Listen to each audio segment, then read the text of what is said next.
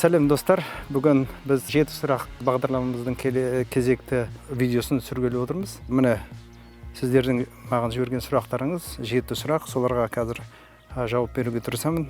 Сонымен бірінші сұрағымыз: сізге өмір сүруге не кедергі жасайды, не көмектеседі?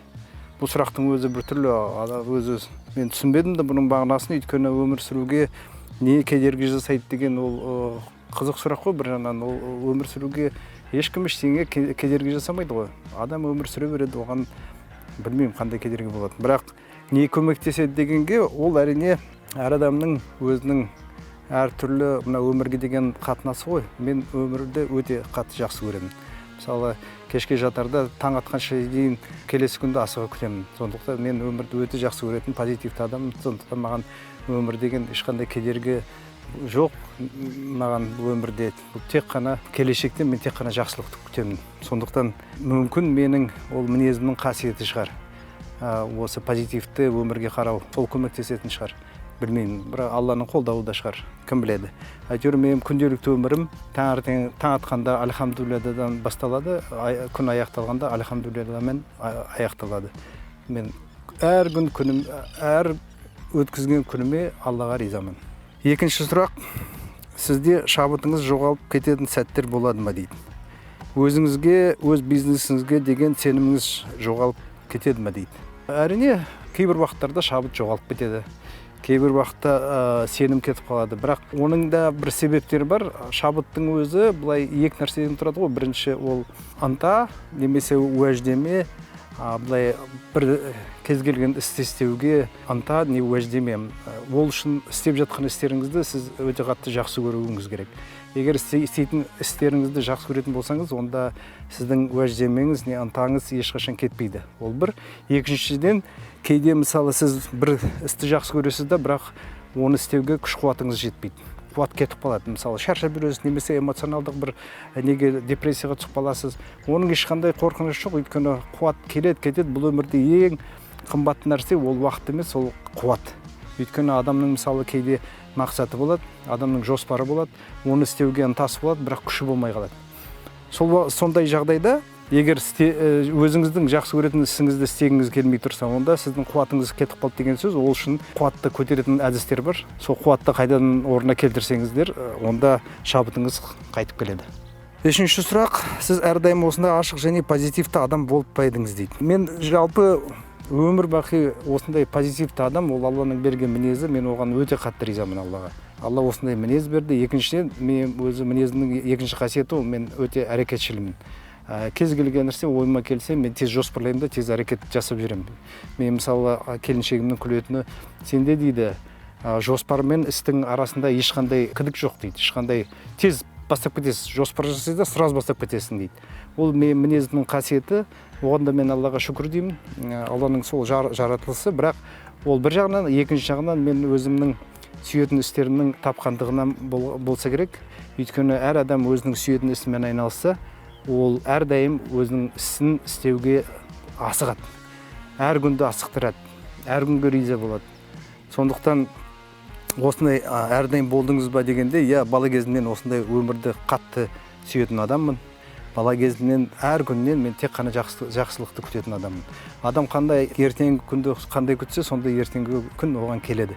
Егер ертеңгі күннен бір күмәнданып, күдіктеніп, бір нашар хабар, бір сәтсіздік нәрсені күтсеңіз, ол алдыңыздан ертеңгі күні сол шығады. Әр күннен тек қана жақсылық күту керек. Алланы өзі бұл дүниені жаратқанда бізді қинау үшін жаратқан жоқ қой. Бұл дүние, жәннаттың өзі осы дүниеде. Бұл дүниені тозаққа айналдыратын біз өзіміздің сондай ішкі орынсыз талаптарымыз.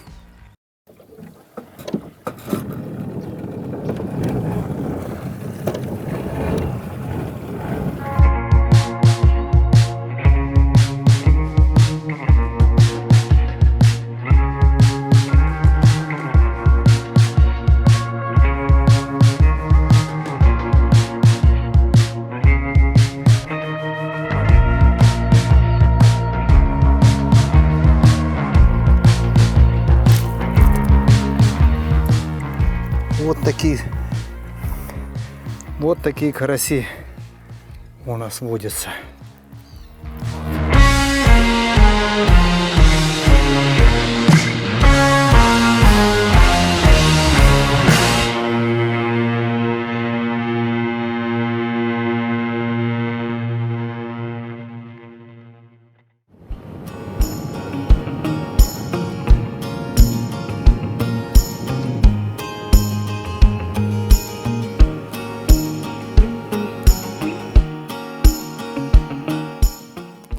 Төртінші сұрақ, бала кезіңізде кім болуды армандап едіңіз дейді. Мен ауылда өскеннен кейін өзі қазақи ауылда өстім, Ұлытау ауданында, Жезқазған облысында, Малшыбай ауылында өстім. Ол жерде енді бала кезімнен аң аулауды жақсы көретінмін. Сондықтан бала кезімде мен аңшы болуды аңсап едім. Өсе келе қорықшы болғым келді. Мен мектепті бітіргеннен кейін Совет армиясына барғанда мен сол қорықшы болу үшін Иркутск институтына түсем деп сондай арманым болатын. Өмір бақи сол табиғат аясында жүріп, аңдарды сақтап, оларды қорғап, қорықшы болғым келіп жүрді. Сол менің балалық арманым болатын. Бесінші сұрақ. Сізді не ынталандырады, өмір дәмін жоғалтпау үшін не істеу керек? Бірінші менің ынталандыратын нәрсемнің өзі бір нәрсе, ол үлкен нәрсе, ол мен өзімнің өмірімнің мәні бар екенін сезінем.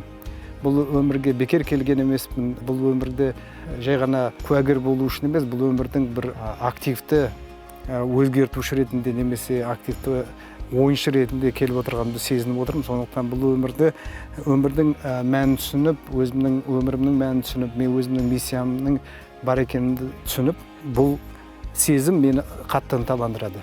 Бұл мен бекер келген жоқпын.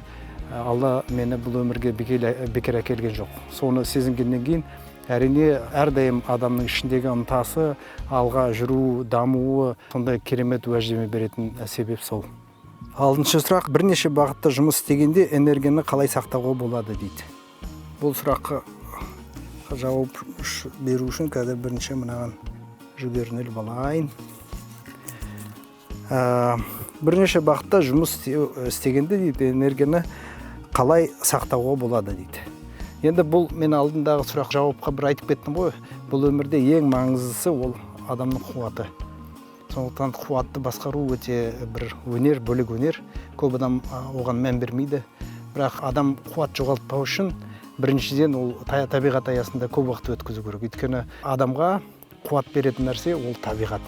Табиғатты тамашалағанда, табиғатты жүргенде, табиғаттың аясында жалпы уақыт өткізгенде адамның басына көп ой келеді, адамның басына көп мақсаттар келеді. Мына өмірдің мәні туралы көп адам ойланады. Сондықтан табиғат аясында жүргенде, уақыт өткізгенде, дем алғанда адам көп қуат алады. Екіншіден, жақсы кітап оқығанда, немесе жақсы фильм, кино көргенде адам қуаттанады. Мен өзім үйде мысалы қатты шаршап келгенде, мына табиғат аясына шығатын жағдай болмаса, өзім жақсы көретін фильмді қоямын да, үшінші, төртінші рет көре беремін. Ол жерде маған фильмнің ішіне қуат керек, фильмнің өзі емес. Сосын келесі тағы бір қуаттың қайнары ол жақсы адамдармен араласу керек, жақсы адамдармен сөйлесу керек, қонаққа бару керек, өзіңе ұнайтын адамдар, өзің қатты сыйлайтын адамдармен араласу керек. Тағы бір қуаттың көзі ол ештеңе істемеу. Мысалы, табиғат аясына шықсаңыз, немесе үйде кейде ештеңе істемеңіз, ештеңе ойланбаңыз, ешқандай жұмыс жасамаңыз. Жай шалқайып жатыңыз, тұрғыңыз келсе тұрыңыз, отырғыңыз келсе отырыңыз, бірақ телевизор көрмеңіз. Жалпы былай түк істемей жүріңіз. Тамақ ішіңіз, шай ішіңіз. Жай қарапайым, өте қарапайым өмір сүру керек. Сонда адамның миы тазарады, басы тазарады. Сонда біраз уақыттан кейін, бір күн солай уақыт өткізсеңіз, мысалы, біраз уақыттан кейін адамның басына жаңа идея келеді, жаңа өріс келеді, сондай адамның өрісі ашылып, кәдімгі бір өзіңнің жұмысыңа басқа көзқарас пайда болады. Сондықтан әсіресе бірнеше бағытты жұмыс істегенде мына қуат басқару өте маңызды. Өйткені мына бірнеше бағыт немесе бірнеше мақсат болғанда адамды жыртып айырып беретін сияқты кейбір мақсаттар. Сондықтан бірінші бір мақсат туралы ойлану керек. Оны түбіне дейін ойлағаннан кейін, оған бір жоспар құрып, жоспарлағаннан кейін келесі мақсат туралы ойлану керек. Ол керек па сізге, керек емес па, не үшін сіз оны істеп жатсыз деген. Сондай өз-өзіңізге көп сұрақты қоя беріңіз. Сол көптеген дұрыс сұрақтар жалпы былай айтады, даналар дұрыс қойылған сұрақтың ішінде 50% ішінде жауабы болады дейді. Сондықтан сұрақты өз-өзіңізге дұрыс қойсаңыз, соның ішінде жауаптың өзі отырады. Жетінші сұрақ, сіз өзіңіздің бос уақытыңызды қалай өткізесіз дейді. Мен бос уақытым болса, әрдайым табиғат аясына шығамын. Өйткені мен өзі саяхаттағанды жақсы көремін, аң аулағанды, балық аулағанды жақсы көремін. Жалпы табиғат аясында көп жүргенді жақсы көремін. бұрыннан бері бизнес бастағаннан бері егер мен көктемде шығам, күзде шығам, анау жылдың әрбір кезеңінде шығам, сондықтан егер мен жоспарлап қойсам, мысалы табиғат аясына шығуға, маған мен бизнесім кедергі бола алмайды. Мен әрдайым кезекте келген уақытта табиғат аясына шығамда, мысалы әрбір жетінің аяғында да табиғат аясына шығып кетемін, саяқтанып жүремін, әйтеуір далада жүремін. Далада жүргенді өте жақсы көремін, өйткені адам қалада жүргенде көп күш-қуат жоғалтады. Қолым тисе, босаса қаладан қашамын. Бос уақыт өткізгенде, енді бос уақытым осылай табиғат аясында суға түсемін, шомыламын, жаңағы балық аулаймын, жүремін, адамдармен араласамын, ауылдың адамдарымен. Осылай уақытымды өткіземін. Қазақстан үлкен кең байтақ ел, көретін жерлер өте көп, табиғат, сұлу табиғат. Енді біз өзі бақыттымыз осындай елге ие болып отырғанымызға. Сондықтан әр бос уақытымды осылай өткіземін, кітап оқимын осындай жерде жүргенде. Енді осылай неғұрлым қарапайым, неғұрлым табиғатқа жақын өмір сүрсеңіз, соғұрлым күш-қуатыңыз көп болады. Осымен біздің 7 сұрақ бағдарламамыз аяқталды.